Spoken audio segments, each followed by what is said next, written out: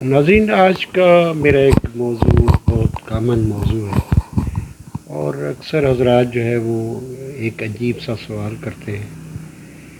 اب میں نے یہ سوچا کہ میں اس پر بھی مختصر سی بات کروں۔ ناظرین، اکثر جو حضرات میرے پاس پیشنٹس آتے ہیں ان کا یوجولی سوال یہ ہوتا ہے کہ کیا ہومیوپیتھی میں اس کا علاج ہے؟ تو اس پر بڑی حیرت ہوتی ہے کہ یعنی اب تک عوام کو اتنا مقبول ترین ٹریٹمنٹ ہے، لیکن مائنڈ سیٹ کی بات ہوتی ہے کہ کوئی اگر کسی طرف ہے تو وہ ہے، تو اس پہ اعتراض نہیں ہے۔ علاج آپ کی چوائس ہوتی ہے، چاہے آپ کوئی بھی کریں، لیکن میں صرف آپ کی معلومات کے لیے یہ میں ویڈیو شیئر کر رہا ہوں، اور میں امید کرتا ہوں کہ جن حضرات کا ہومیوپیتھی سے متعلق اگر کوئی غلط فہمی ہے تو اس کو دور کریں۔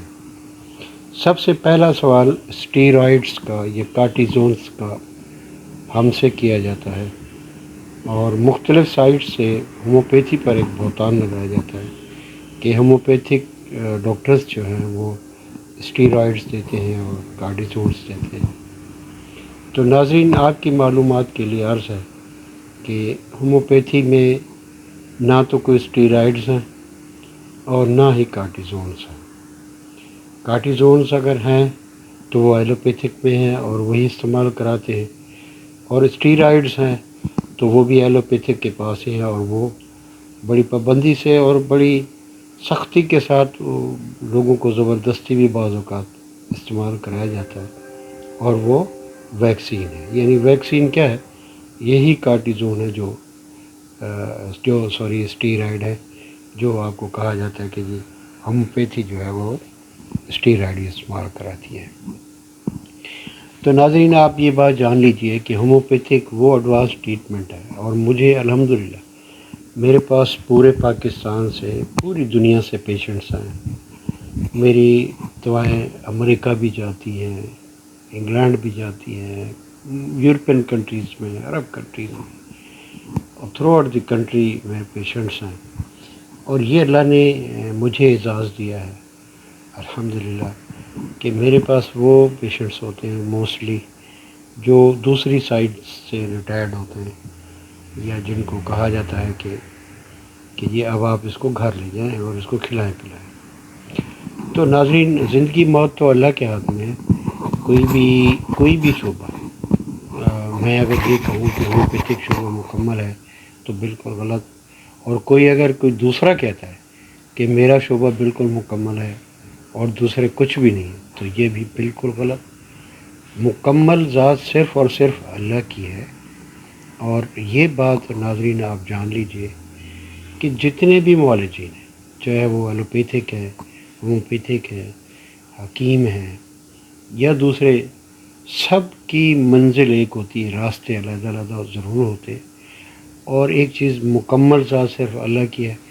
اگر میں یہ کہوں کہ ٹوٹلی 100% ہومیوپیتھی مکمل ہے، بالکل غلط۔ اگر کوئی دوسرے اگر یہ کہہ رہے ہیں کہ 100% ہم مکمل ہیں، تو بالکل غلط۔ تو ناظرین، یہ جان لیجئے۔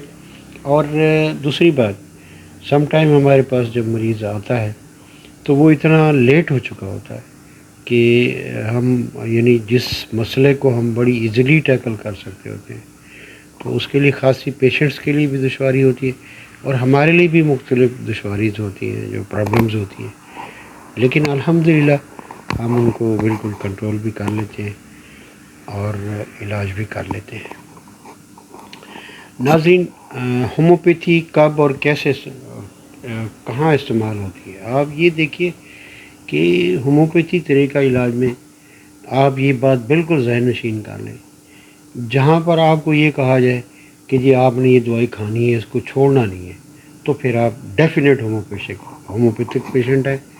کوئی ایسا علاج نہیں ہوتا، ہم اس کو نہیں مانتے، جو آپ ساری عمر خوراک کی طرح آپ ادویات استعمال کریں اور پھر آپ یہ کہیں کہ یہ ہمارا علاج ہو رہا ہے، اور جب کہ یہ بھی جانتے ہوں کہ پھر اس کے جو برے اثرات ہیں اس کو بھی میں نے فیس کرنا ہے۔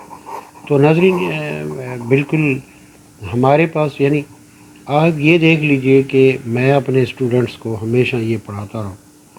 میں اپنے اسٹوڈنٹس کو جو ہومیوپیتھی کی ڈیفینیشن بتایا کرتا تھا وہ یہ بتایا کرتا تھا کہ جہاں دوسروں کی انتہا ہوتی ہے وہاں ہومیوپیتھی کی ابتدا ہوتی ہے. ہومیوپیتھی کی میڈیکل سائنس جو ہے وہ اتنی ایڈوانس سائنس ہے کہ آپ تصور بھی نہیں کر سکتے. اب مثلا اگر چکن گونیا آیا تو اس میں خاصی مشکلات تھیں شروع میں کہ یہ کیا ہے، اور اس کی جو تحقیق ہو رہی ہے، ریسرچ ہو رہی ہے، جب کہ ہمارے پاس چکن گونیا کی علامات کی دعائیں پہلے سے موجود تھیں. ایڈز جب آئی اس میں بھی یہی تھا کہ وہ بڑی مورلی اس کی جو ہے نا ایک ہائٹ کریٹ کی گئی، شاپرز دکھائے گئے جیسے کرونا میں دکھائے گئے تھے. تو اس میں بھی یہی ہوا، یہی تھا کہ ہومیوپیتھک کی دعائیں وہ سالوں یعنی کئی سو سال پہلے کی جو دعائیں موجود تھیں آج بھی وہ ایڈس کے لیے بھی موجود ہیں، چکن گونیا کے لیے بھی موجود ہیں. اب جیسے کووڈ آیا، اب ناظرین میں لیٹسٹ آپ سے کووڈ کا معاملہ شیئر کرتا ہوں کہ میں نے کچھ فیملیز میں کووڈ کے پیشنٹس دیکھے، اور جن کو کہ ایک گھر میں ایک آدمی مبتلا ہوا، پھر دوسرا ہوا، اور جب ہم نے ٹریٹمنٹ شروع کیا تو ایک تو وہ بڑی یعنی جنٹلی یعنی اور بڑی یعنی جلدی کوئکلی ان پیشنٹس کو ریلیف ہوا کہ وہ آکسیجن یا وینٹیلیٹر کی طرف جانے کی نوبت ہی نہیں آئی. اور الحمدللہ پھر ہمارے پاس جو اس کی پریکاشنری جو دوائی تھی، جتنے بھی میں نے دوسرے افراد کو دوائی کھلائی وہ سارے الحمدللہ اس سے سیف رہے، کسی کو کووڈ نہیں ہوا. تو ناظرین آپ دیکھیں کہ کووڈ کی دوائی ہمارے پاس موجود تھی، اور اس پر جو تھا وہ جیسے بھی تھا وہ ایک عالمی ایک سینیریو تھا.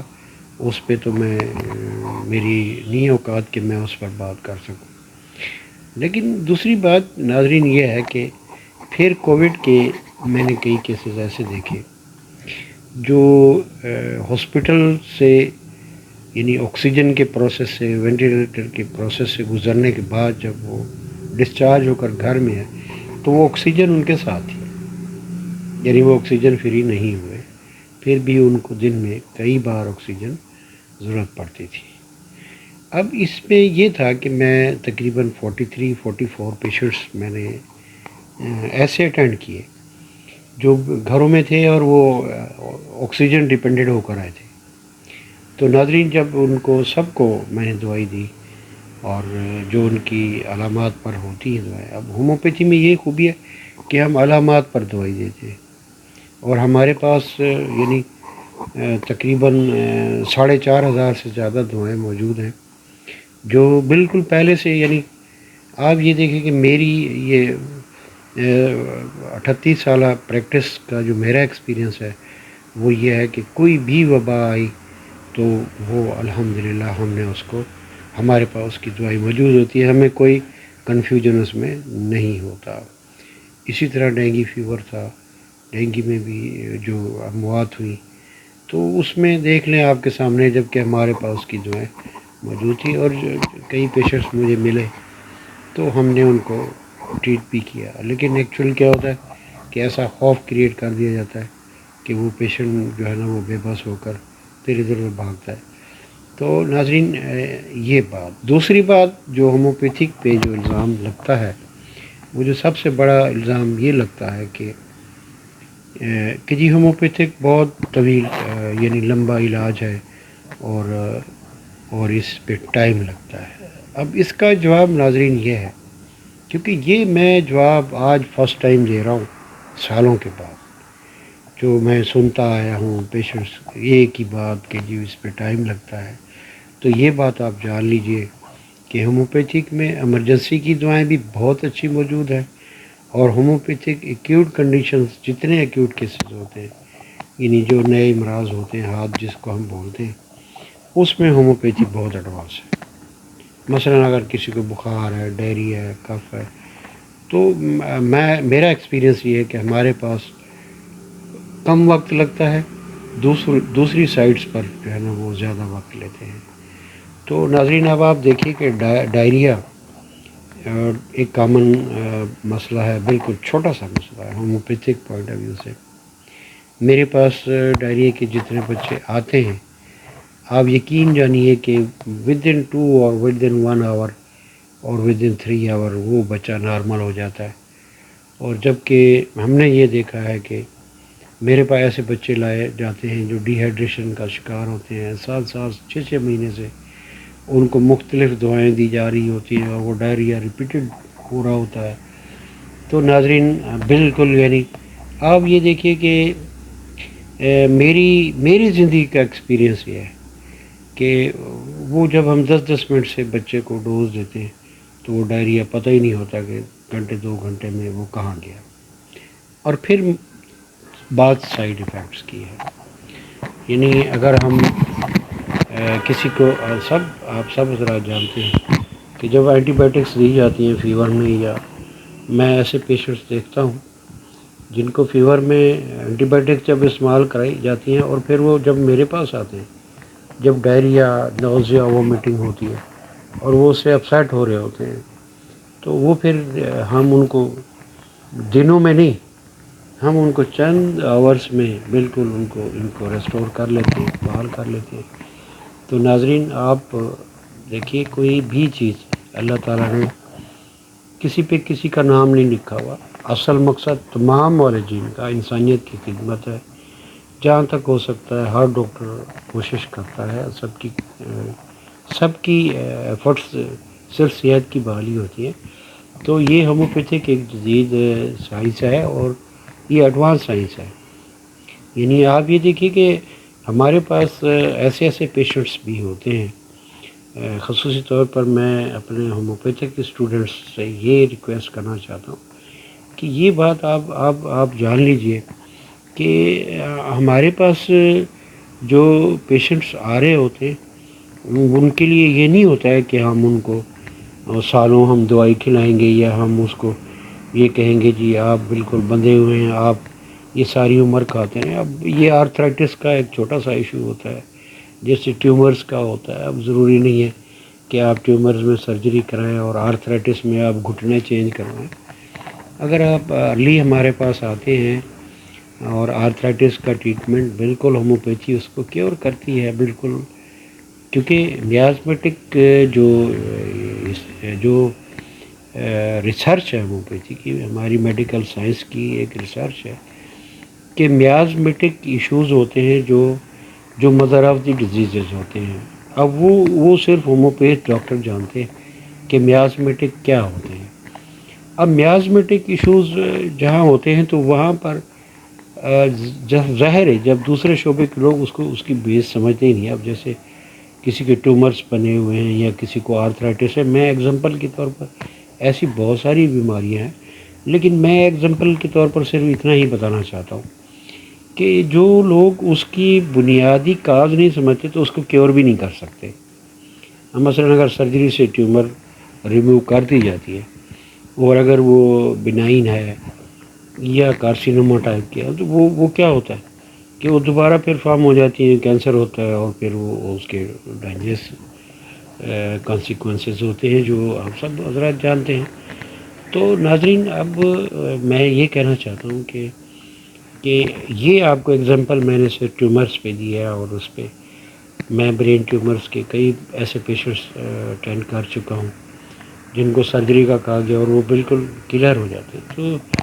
تو آپ اس پہ آپ ایک انتہائی قدم کی طرف جانے سے پہلے آپ ہم سے ضرور مشورہ کریں گے۔ اور دوسری بات، ایک نیفرالوجسٹ ہے جن سے شکایت ہے، وہ بڑے افسوس کی بات ہے کہ ان کا کہنا یہ ہوتا ہے، جھوٹ بولتے کہ ہومیوپیتھی جو ہے نا وہ کڈنیز کو خراب کرتی ہے، ڈیمیج کرتی ہے اور اس سے رینل فیلئر ہوتا ہے۔ تو برادر ویری سوری ٹو سے کہ آپ کے نیفرالوجسٹ اور آپ کے سرجن ہمارے پاس وہ کیسز ریفر کر رہے ہوتے ہیں جن کی 3 دفعہ آپ اسٹون کی سرجری کرتے ہیں اور وہ دوبارہ پھر بن جاتے ہیں، تو چوتھی دفعہ جب پیشنٹ جاتا ہے تو پھر آپ کہتے ہیں آپ ہومیوپیتھ کے پاس جائیں اور اس کا، اور بالکل ویلکم ہم کرتے ہیں۔ اور ہمارے پاس جو پیشنٹس آتے ہیں نہ صرف ان کی پتھریاں نکل جاتی ہیں بلکہ ہومیوپیتھی ہی واحد ٹریٹمنٹ ہے جس میں ہمارے پاس دوائیں موجود ہیں جو پتھری کے جو سیلز کریٹ ہو رہے ہوتے ہیں ان کو وہ بالکل اس کی فارمیشن کو ختم کر دیتی ہے. اسی طرح ٹیومرز کی فارمیشن کو ہومیوپیتھی ختم کر دیتی ہے. اسی طرح جو آرتھرائٹس کا جو ایشو ہوتا ہے بلڈ کے اندر جو ہوتا ہے وہ ہومیوپیتھی اس کو جڑ سے ختم کر دیتی ہے. تو ناظرین پھر ایک بات اور کہ جب رینل فیلئر ہوتا ہے تو اس میں ہومیوپیتھک کے پاس جو دوائیں ہیں وہ آپ تو ڈیلکس کی طرف جاتے ہیں یا زیادہ سے زیادہ آپ پشاور اور دوائی دے دیتے ہیں. تو میں ڈاکٹر صاحب سے ریکویسٹ کرتا ہوں پلیز جب آپ کے شعبے کے لوگ آپ حضرات ہمیں بھیجتے ہیں، میں بھی پیشنٹ بھیجتا ہوں ایلوپیتھی کی طرف. میں یہ نہیں کہہ رہا ہوں، میں نے شروع میں کہا ہے کہ کوئی بھی شعبہ مکمل نہیں ہے، مکمل ذات صرف اللہ کی ذات ہے. ہم تو صرف کوشش کرنے والے ہوتے ہیں. ہماری جستجو یہ ہوتی ہے کہ پیشنٹ کی ہم لائف بچائیں.